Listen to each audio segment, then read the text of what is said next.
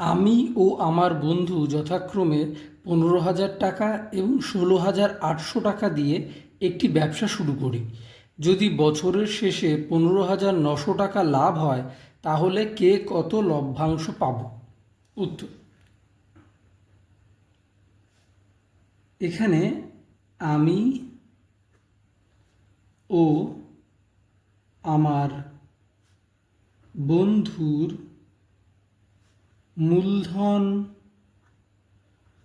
বিনিয়োগের অনুপাত is equal two, আমার মূলধন বিনিয়োগ কত? 15,000, তাহলে 15,000 ইজ টু বন্ধুর বিনিয়োগ কত? 16,800।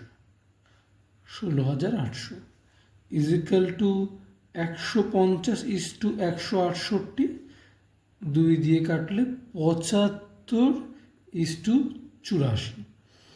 তাহলে আমরা জানি যে কোনো ব্যবসায় যদি দুজন বা তিনজন মূলধন যে অনুপাতে বিনিয়োগ করে, লভ্যাংশ কিন্তু বছরের শেষে সেই অনুপাতেই তারা পায় বা প্রাপ্ত করে।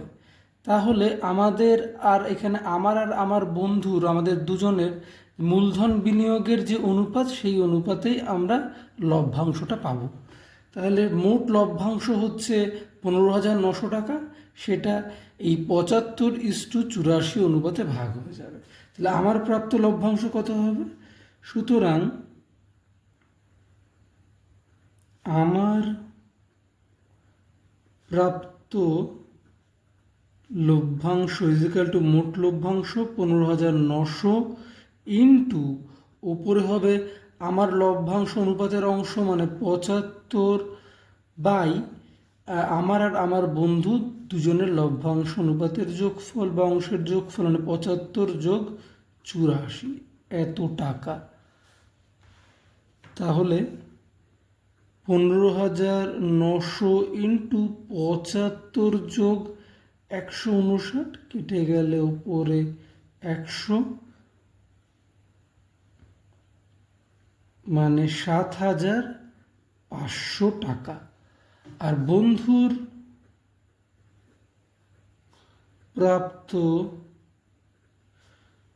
লভ্যাংশ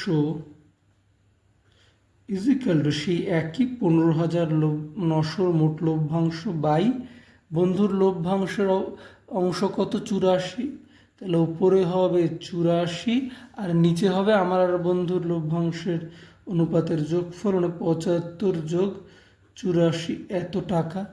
তাহলে হবে 15,900 ইন্টু ওপরে 84 বাই 159, তাহলে 159 দিয়ে কাটলে 100 ইজিক্যাল টু 8,400 টাকা। তাহলে আমার প্রাপ্ত লভ্যাংশ 7,500 টাকা, বন্ধুর প্রাপ্ত লভ্যাংশ 8,400 টাকা। অ্যান্সার।